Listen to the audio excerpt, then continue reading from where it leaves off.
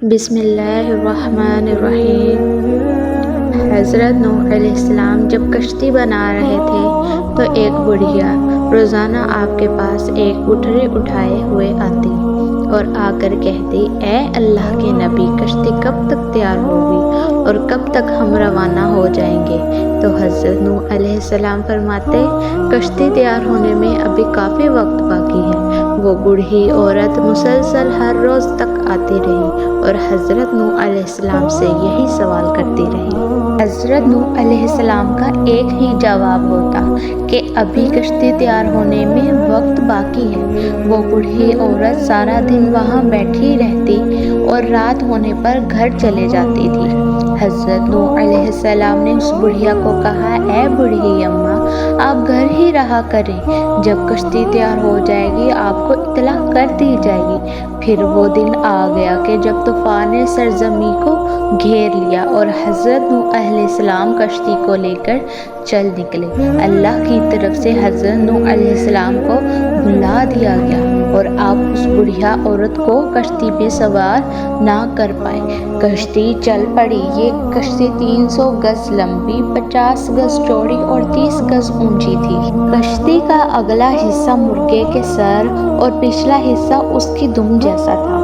کشتی کے اوپر تارکول کا لیپ کیا گیا۔ کشتی میں 3 دروازے رکھے گئے۔ کشتی کی کل 3 منزلیں بنائی گئیں۔ پھر ایک دن اللہ کے حکم سے حضرت نوح کے تنور سے پانی ابل آیا تو وہ سمجھ گئے کہ اب عذاب شروع ہو گیا ہے۔ اللہ پاک قرآن کریم میں فرماتا ہے، جب ہمارا حکم آیا اور تنور ابلا، ہم نے فرمایا کشتی میں سوار کر لے ہر جنس میں سے ایک جوڑا، نر و مادہ، اور جن پر بات پڑ چکی ہے ان کے سوا اپنے گھر والوں اور باقی مسلمانوں کو، اور اس کے 7 مسلمان نہ تھے مگر تھوڑے۔ امام احمد تساوی لکھتے ہیں کہ جب طوفان شروع ہوا تو زمین پانی ابلنے لگی اور آسمان پانی برسنے لگا۔ حضرت نوح علیہ السلام نے کشتی میں درندوں، چرندوں، پرندوں اور قسم قسم کے حشرات الارض کا ایک جوڑا نر و مادہ سوار کر دیا اور خود آپ اور آپ کے 3 فرزند یعنی حام، سام اور یافس اور ان تینوں کی بیویاں اور آپ کی مومنہ بیوی اور 72 مومنین مرد و عورت، کل 80 انسان کشتی میں سوار ہو گئے، اور آپ کی ایک بیوی وائلہ جو کافر تھی اور آپ کا ایک لڑکا جس کا نام کنعان تھا، یہ دونوں کشتی میں سوار نہ ہوئے اور طوفان میں غرق ہو گئے۔ حضرت نوح علیہ السلام کی کشتی میں 40 مرد اور 40 عورتیں تھیں، مگر آپ کی اولاد کے سوا کسی کی نسل نہ چلی، اسی لیے آپ کو آدم ثانی کہتے ہیں۔ کشتی کی سب سے نچلی منزل پر درندے، پرندے اور حشرات الارض کو رکھا گیا۔ درمیانی منزل پر چوپائے اور دیگر جانور رکھے گئے، جبکہ سب سے اوپر والی منزل پر انسان تھے۔ عذاب کے دنوں میں مسلسل 40 دن بارش ہوتی رہی اور زمین بھی پانی اگلتی رہی، یہاں تک کہ پانی میں اونچے اونچے پہاڑ بھی ڈوب گئے۔ اللہ تعالیٰ کے حکم سے یہ لوگ 50 دن تک اس کشتی میں سوار رہے اور اللہ تعالیٰ نے کشتی کا رخ مکہ مکرمہ کی طرف کر دیا۔ کشتی 40 دن تک بیت اللہ کے چکر کاٹتی رہی، اس کے بعد اس کا رخ جبل جودی کی طرف کر دیا گیا تھا۔ جہاں کشتی رکی تو حضرت نوح علیہ السلام نے ایک کوا کو حکم دیا کہ جاؤ زمین کی خبر لے کر آؤ۔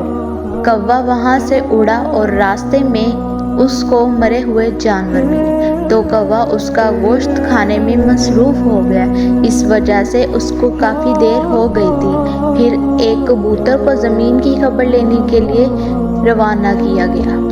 کبوتر ایک زیتون کے پتے کو لے کر آیا، اس کے پاؤں کچرے سے گندے ہوئے تھے۔ کبوتر کے پاؤں کو دیکھتے ہی حضرت نوح علیہ السلام کو اندازہ ہوا کہ زمین خشک ہو گئی ہے۔ حضرت نوح علیہ السلام جودی پہاڑ سے نیچے اتر آئے، ایک بستی تیار کی جس کا اسانیل رکھا تھا، یعنی کہ 80 آدمیوں کی بستی۔ یوں دنیا کی پہلی کشتی کا سفر اپنے اختتام کو پہنچا۔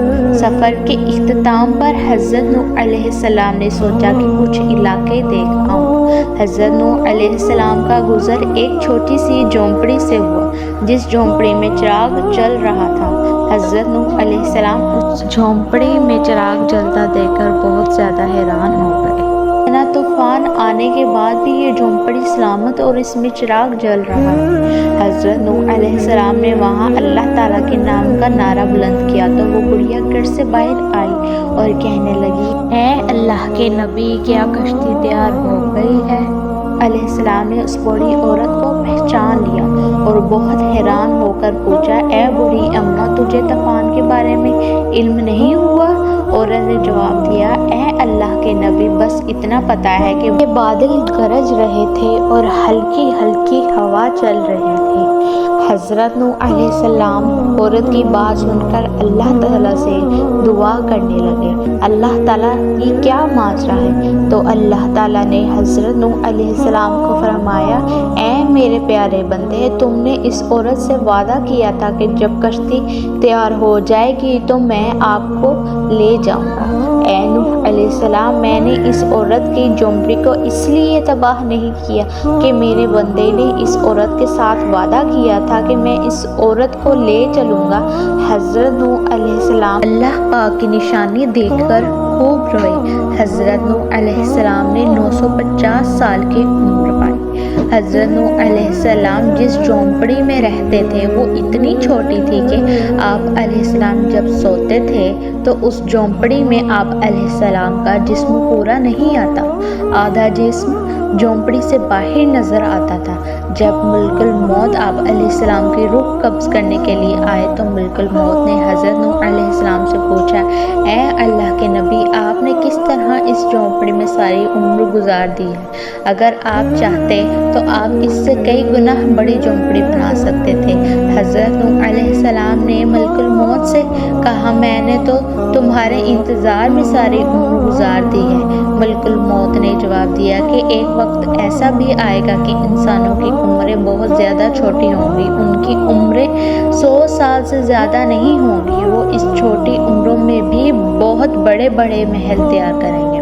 حضرت نوح علیہ السلام نے ملک الموت سے کہا، اگر مجھ کو اس دور میں پیدا کیا جاتا تو میں اتنی عمر تو اللہ کی یاد میں سجدے میں گزار دیتا۔ اللہ تعالیٰ سے دعا ہے کہ اللہ تعالیٰ ہم کو نیک کام کرنے کی توفیق عطا فرمائے، آمین ثم آمین۔